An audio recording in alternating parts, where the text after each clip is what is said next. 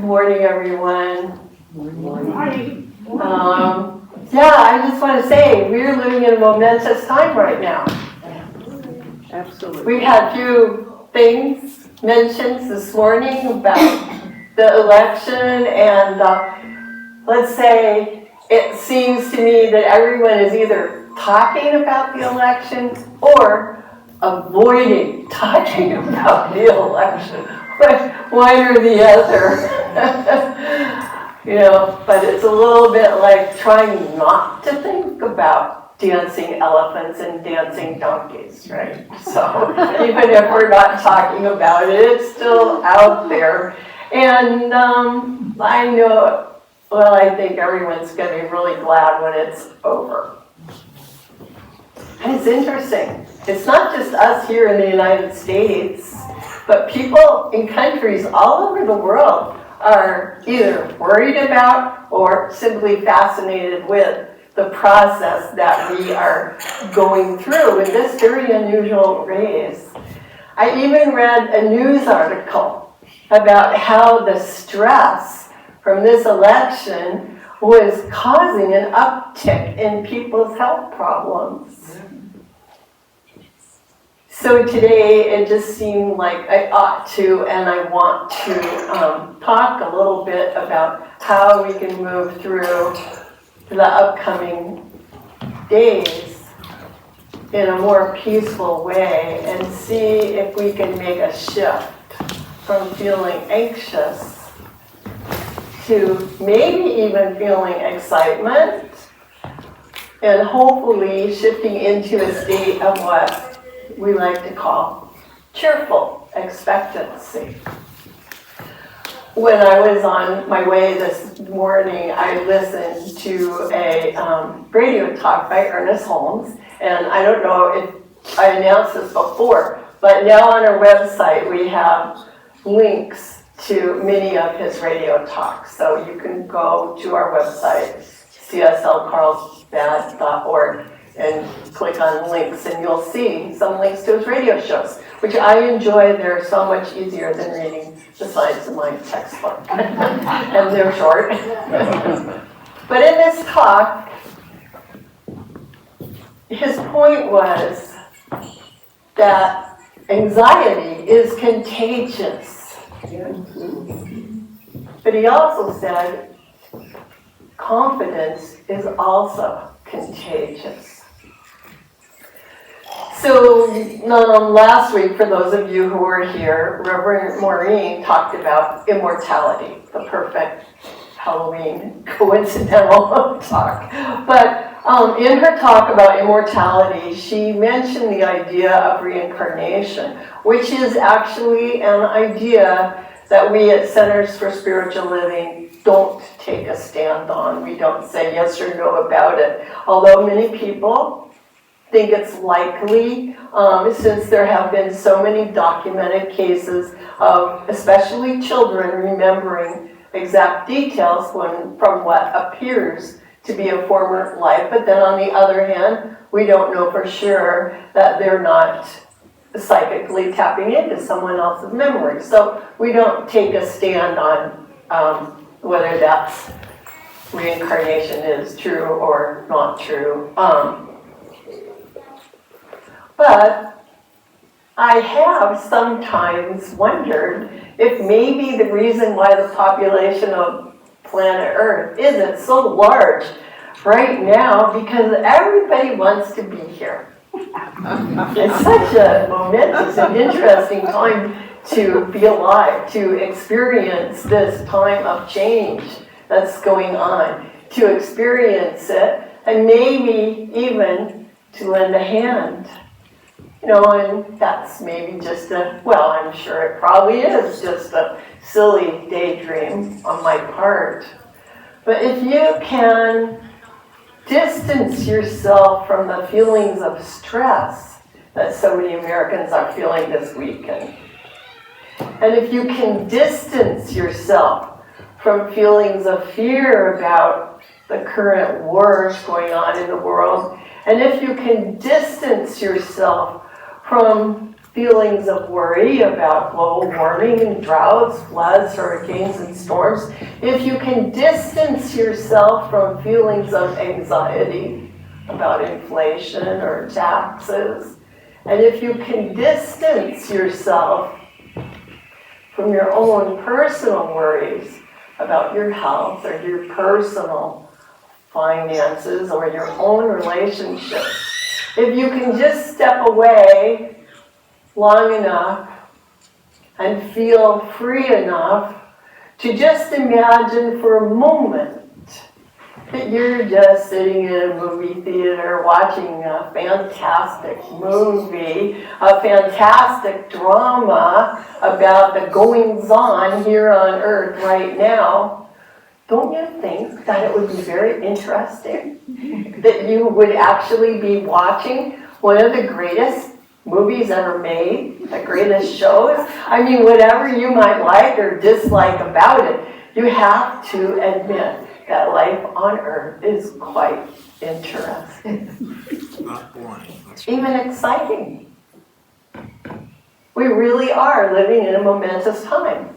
And when I'm able to step back from being caught up in the day-to-day experience, which happens once in a while, I appreciate how amazing it is to actually be here now. And I think that it's important to remind ourselves that just being part of life on Earth, is in itself an amazing gift. And that no matter how crummy some days seem, no matter how frustrated we may get by things that are happening around us, or within our own particular lives, within our own minds, or even within our own bodies, every day is still a gift. It's an amazing gift. So I hope if you have one, you've been working with your gratitude journal. If you haven't started yet, we've got plenty. Take one home, take one to a friend.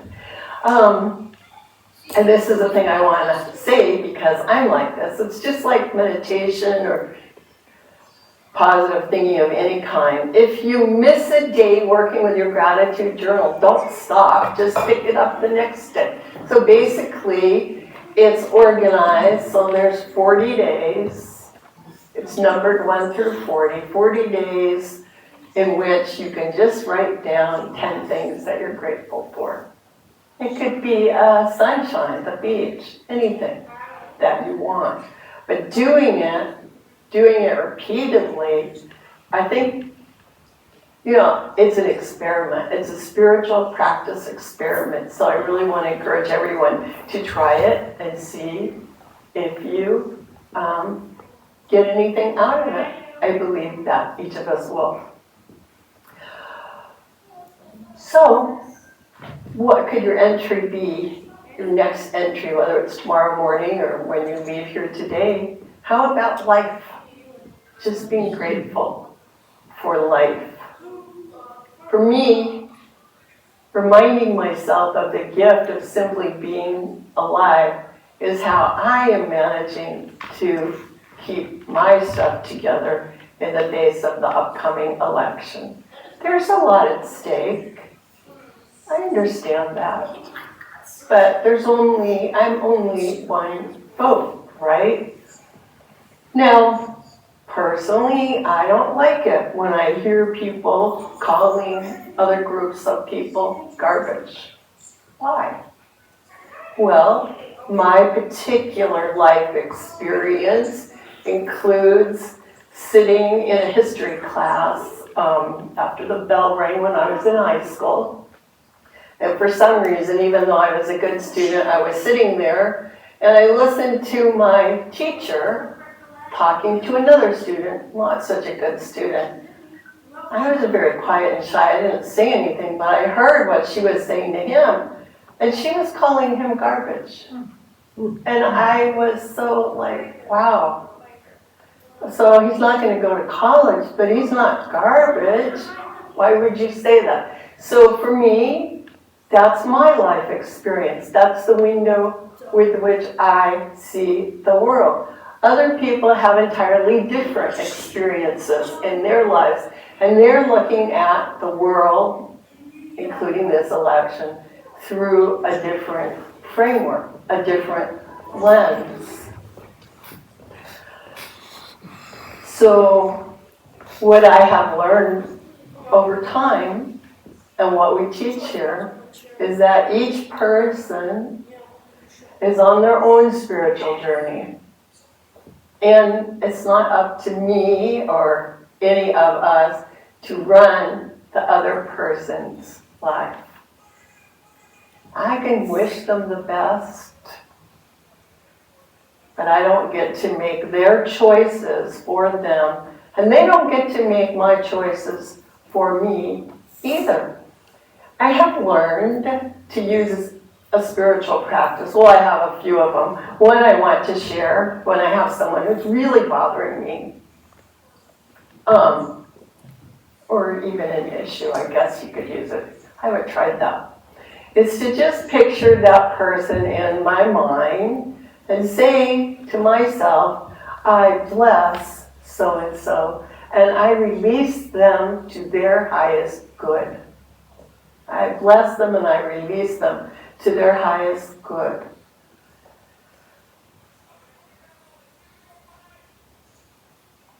Because I already know intellectually that everyone else actually does have a right to their own opinions, including people I disagree with, just like I do.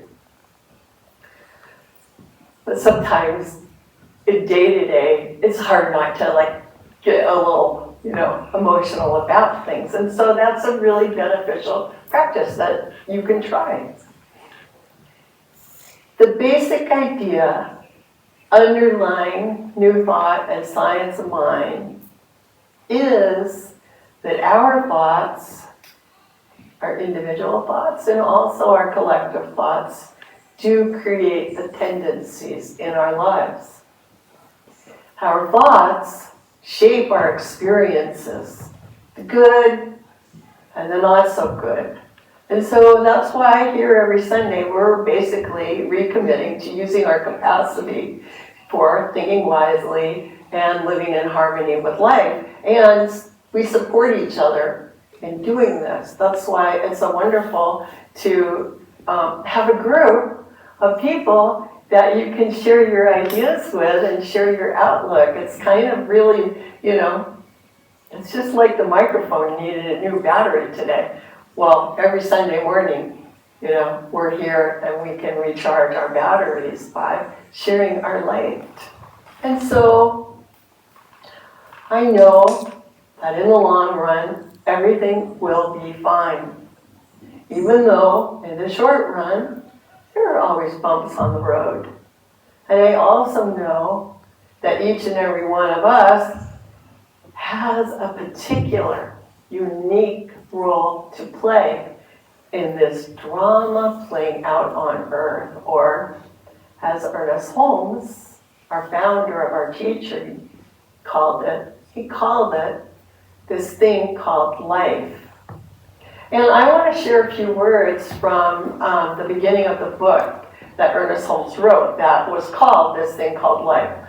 But before I do, I just want to say that he wrote this book, or it was published first in 1943. So in 1943, World War II was raging in the Pacific, in North Africa, in Europe. Things were still uncertain. Nobody really knew how things were going to, what the outcome would be. And yet he was able to write a book of hope with a message that I think we could still rely on today. It's one of my favorite books that he wrote. We can rely on it today, remembering that we go through times of challenges, and then we go through times of peace and harmony. And what we can do is work with our minds to take that feeling of peace within us into every situation.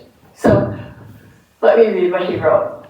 The very beginning, chapter 1, he said, The world is crying out for God, lost in the canyons of disillusionment where the trail runs out and stops against granite barriers that wall us in. We cry, why hast thou forsaken me? When war devastates the land, and tremblingly we stand at the mouth of hell, listening to the screaming of airplanes, the wails of the wounded, and the terror of headlines, we cry, why hast thou forsaken me? The answer to our need, crying out for God, lies not in God's willingness, but in our will to accept. In our ability, through faith, to recognize the divine presence as the great reality of life. The power of God within us is like a sleeping giant, which must be awakened that it may spring into action. So in the midst of war, Holmes wrote, if we carry light into a darkened room, the darkness is dissipated without effort on our part. So it is in the experience of one who has a deep consciousness of life. Something invisible but all penetrating will flow through their every look and gesture. People will feel better by sitting in their presence. Healings will take place automatically. The divine spirit is not a mythical, abstract being living somewhere above this earth. God is a divine presence, revealing itself to everyone who believes. Where God is recognized, there is life. Where the presence of God is realized, there is action. Where the goodness of God is acknowledged, there is peace. Where the goodness of God is acknowledged, there is peace. And Holmes often used the word life as a synonym for God. So we can also say, where the goodness of life is acknowledged, there is peace. This acknowledgement of the good, seeing the good, is what both inspires the feeling of gratitude, and very interestingly, it is also a result of gratitude. Seeing is believing, but believing is also seeing. Believing leads us into the ability to see clearly, just like seeing clearly leads us into the ability to believe and have faith. So when I was thinking, to begin with, about writing a talk for today, I was feeling quite overwhelmed by my own general anxiety about the news of the wars, the election, and the feelings of ill will that have been expressed. But then, and I want to express my gratitude to all of you right now, because thanks to you, thanks to my promise to be up here, standing in front of you now, for which I am grateful, it forced me to spend the time meditating, to be able to reach a point of letting go of worries, letting go of anxiety, and shifting back into the center of truth, what we call shifting into an awareness of the spiritual presence, an awareness of spirit. Basically, I just had to leave behind my sticky personal feelings of exasperation and move into a feeling of willingness to see beyond, to see something more. And so it was after some time of meditation that I heard or thought of the phrase, sweet land of liberty, from the song, my country 'tis of thee, sweet land of liberty. And that made it clear to me what I wanted to share with you today. That how sweet it is that we're free. And we can argue or we can agree how sweet it is that we are free. And we can think whatever we choose, how sweet it is that we are free, and we can make our own decisions. And also how sweet this land is, our shared land. How sweet this world is, our shared world. How sweet life is, our shared life. How sweet it is to just be alive today, right now, in this moment. So we know that history doesn't actually repeat, but it does tend to echo. And in these momentous times, we can be ready to respond to whatever unfolds in the highest and best ways. We can respond to whatever unfolds with love and respect and faith in our hearts, with kindness and goodwill in our thoughts and deeds. Because, as Holmes put it, and I'll quote from him again, he said, there is a universal wholeness, seeking expression through everything. Call it God, reality, or simply life. Life is infinite energy coupled with infinite creative imagination. Life is the invisible essence and the substance of every visible form. Its nature is goodness, truth, wisdom, beauty, as well as energy and imagination.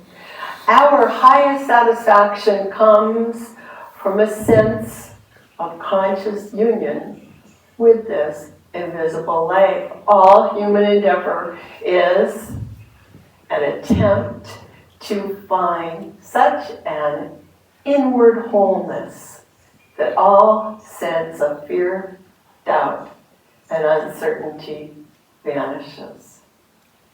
So, this week, I want to ask you, I want to invite you to join me in turning away from anxiety and turning towards confidence. I want to invite you to join me in honoring our inward wholeness by making an effort to keep reminding ourselves of the truth that there actually is enough good for all, for absolutely everyone, for absolutely everything already. I want to invite you to join me in reminding ourselves that each one of us is actually playing a wonderful and essential role in this thing called life, as we use our thoughts and our action, and as we see and acknowledge the truth that good is always at hand. So let's plan to spend this week holding what we call the high watch. Keeping in a state of gratitude, filling our hearts with cheerful expectation of good. Let's deeply know together that good is already here right now. All is well, and all shall be well. because life is sweet. Thank you.